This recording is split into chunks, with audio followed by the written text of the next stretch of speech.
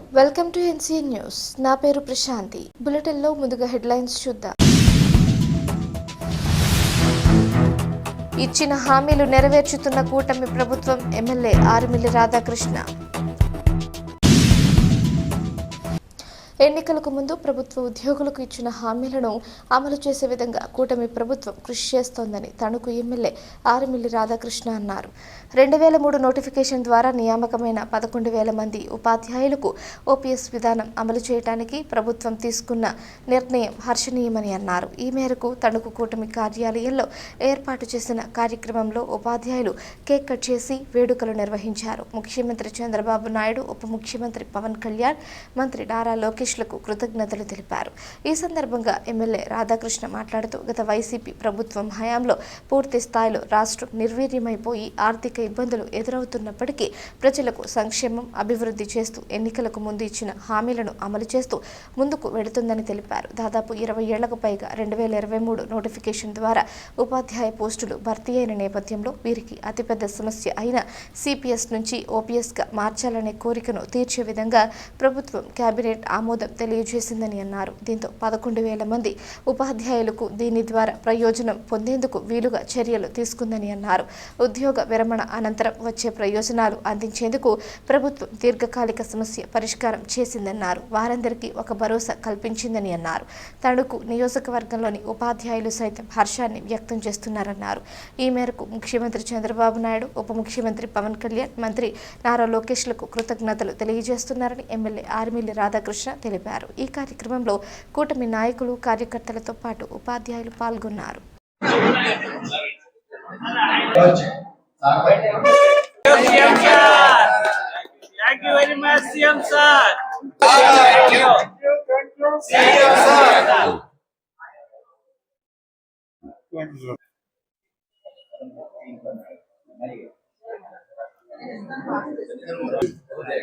ఇంకో షాలోను అదే ఉంటుంది ఒకే దగ్గర.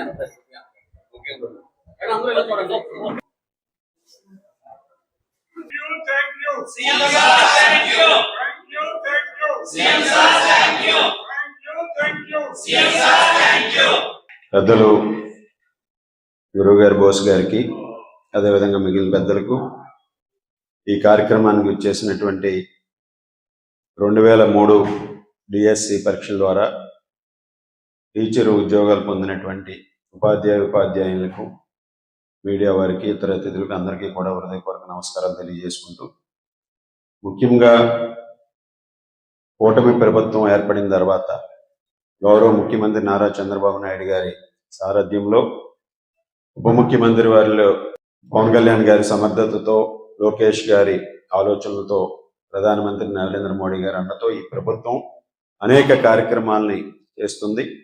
ముఖ్యంగా ప్రభుత్వ ఉద్యోగులకు ఏదైతే హామీలు ఇచ్చిందో ఆ హామీలను అమలు చేసే విధంగా ముందుకెళ్తుంది. ఎన్ని ఆర్థిక ఇబ్బందులు ఉన్నప్పటికీ కూడా మనందరం కూడా చూసాం. 2019-24 ఈ రాష్ట్ర చరిత్రలో ఒక చీకటి అధ్యాయం. అన్ని విధాలుగాను కూడా రాష్ట్రం ఆర్థికంగా నిర్వీర్యమైపోయినటువంటి పరిస్థితి. కూటమి ప్రభుత్వానికి గత ప్రభుత్వం నుంచి అనేక అప్పులు వారసత్వంగా వచ్చినాయి, అనేక గాయాలు వారసత్వంగా వచ్చినాయి. ఈ రాష్ట్రాన్ని పూర్తిగా నిర్వీర్యం చేసి విధ్వంసం చేసినటువంటి పరిస్థితి.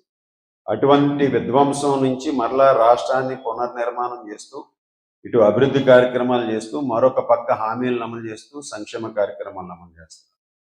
ఏదైతే ఏ వర్గాలకు ఏ హామీలు ఇచ్చారో ఆ హామీలన్నీ కూడా అమలు చేస్తున్నారు.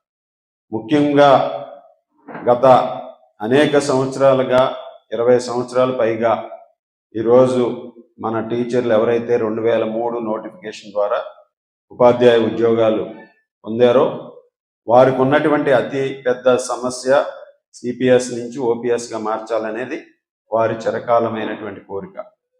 అటువంటి కోరికని ఈ ప్రభుత్వం ఈరోజు తీర్చే విధంగా ఒక ప్రత్యేకమైనటువంటి ఈరోజు క్యాబినెట్లో ఆమోదం తెలియజేసి వారికి అందరికీ కూడా కొత్త వెలుగులు నింపినటువంటి పరిస్థితి మనందరం కూడా చూడొచ్చు.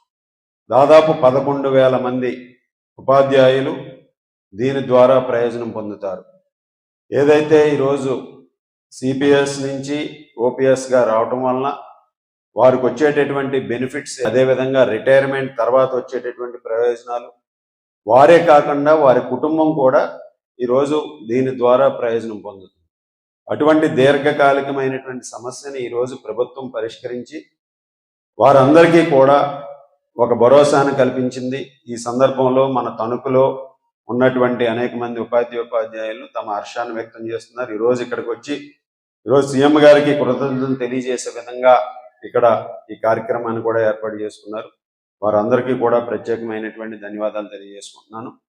మన రాష్ట్ర భవిష్యత్తు, మన రాష్ట్రం మరింత ముందుకు వెళ్లే విధంగా ఏదైతే ముఖ్యమంత్రి చంద్రబాబు నాయుడు గారు ఈరోజు విజన్ 2047 ద్వారా రాష్ట్రాన్ని ముందుకు తీసుకువెళ్లాలని ఆలోచన చేస్తున్నారో అది సాకారం చేసుకోవడానికి ప్రభుత్వ ఉద్యోగాలు, ఉపాధ్యాయులు అందరూ కూడా సహకరించి కలిసి రావాలని సందర్భంగా తెలియజేసుకుంటూ ఈ కార్యక్రమానికి చేసినటువంటి ప్రతి ఒక్కరికి పేరు పేరున ధన్యవాదాలు తెలియజేసుకుంటూ సెలవు తీసుకుంటాం.